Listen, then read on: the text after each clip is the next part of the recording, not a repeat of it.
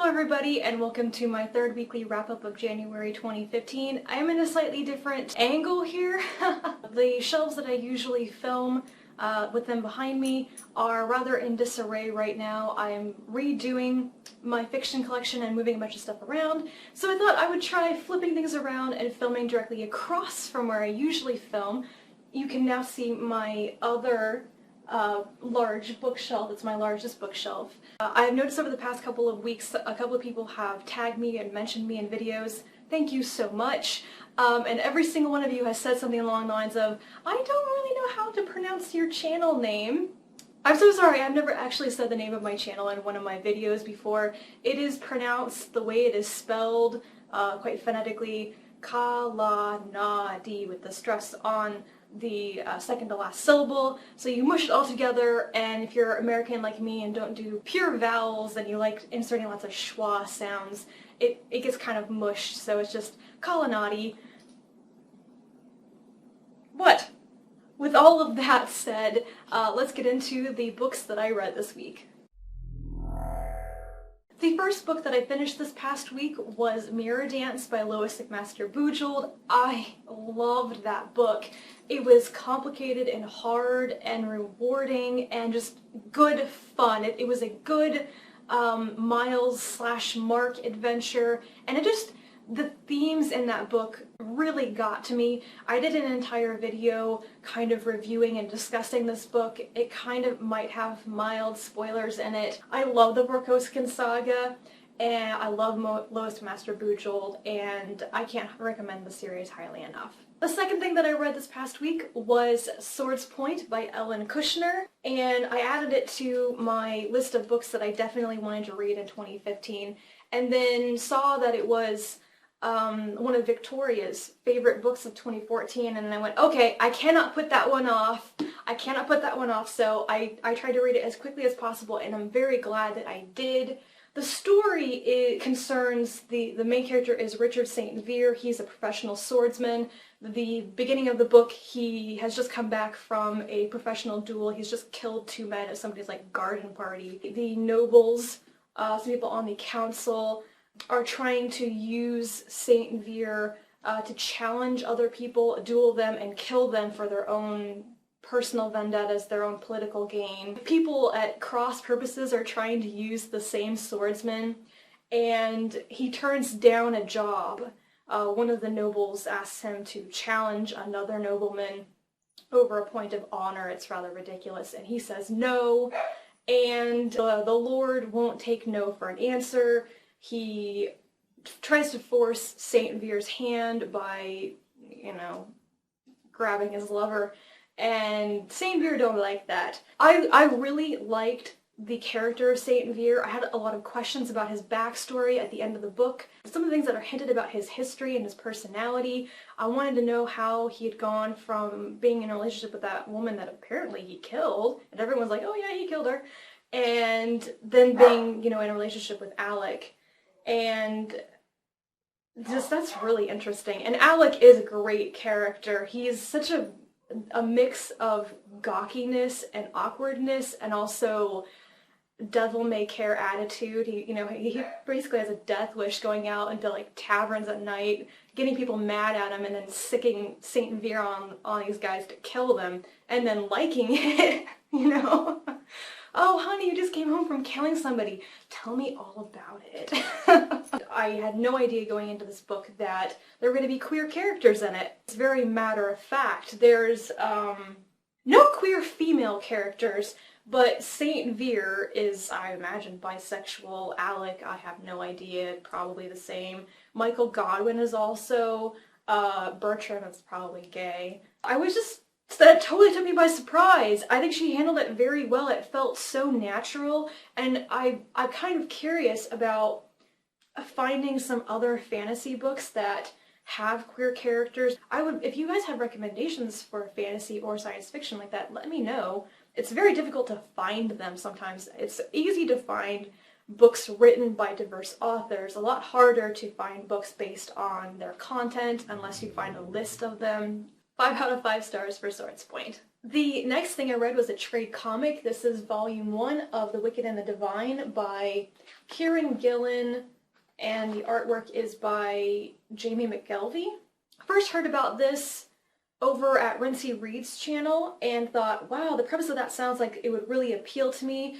And I'm just gonna go out and say that if you like Sandman by Neil Gaiman, you will probably like this. The thing on the back says, every 90 years, 12 gods return as young people. They are loved, they are hated. In 2 years, they are all dead. It's happening now, it's happening again. And basically, it's that they're gods whenever they come back to Earth as very mortal. They're going to be dying in 2 years, but they come back as pop stars. And they have powers, and they have great sway over people.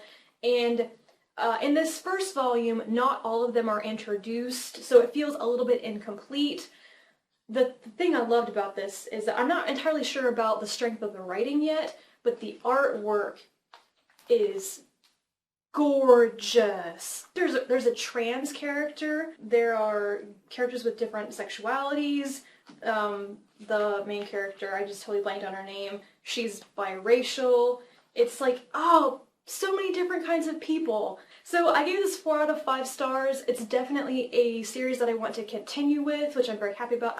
I kept striking out on a bunch of comic series that I was interested in, and all of a sudden I'm on a good streak of a couple that I'm really liking. So definitely looking forward to the next one and getting introduced to the remaining of the 12 that haven't been introduced yet, and getting a more complete picture of what their lives are like, what their powers are, and what's going to happen next. And the ending panels with I was like, oh, what's going to happen next? That's a promise right there. So very good, highly recommended, especially if you like Sandman. I could see that if you like things like Saga, you would probably like this very much as well. The last book that I finished this week was Origins by Neil deGrasse Tyson. It was a good book, but it was too beginner knowledge for me. I would like to give it 3.5 stars for my own personal feeling about it. If I were a total beginner in the subject of origins of the universe, astronomy, astrophysics, I would have given it a higher rating.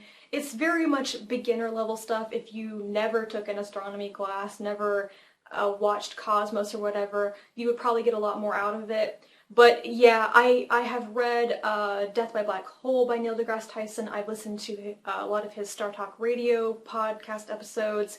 I've seen the new Cosmos. Nothing in Origins was new to me at all. It's also 10 years old, so a couple of things are a little dated. I don't think that the overall things that they're talking about, the origins of the cosmos, of galaxies and stars and solar systems and planets and life and the possibility of life in other places outside of the solar system is flawed. But there are some references to space missions that they say haven't happened yet, but have some theories and postulations that they're kind of saying, well, we don't really know, but now 10 years later we kind of accept them as fact. If you don't know anything or very, very little about this particular subject, then I think this would be a really good book to pick up. The audiobook is also really good. It was excellently narrated. I really enjoyed listening to it. But if you have already read other popular science books on this type of topic, or if you've seen the new Cosmos, I don't think you'd get much more out of Origins, so oh well on that one. I am close to 65% of the way through the Count of Monte Cristo. Yay!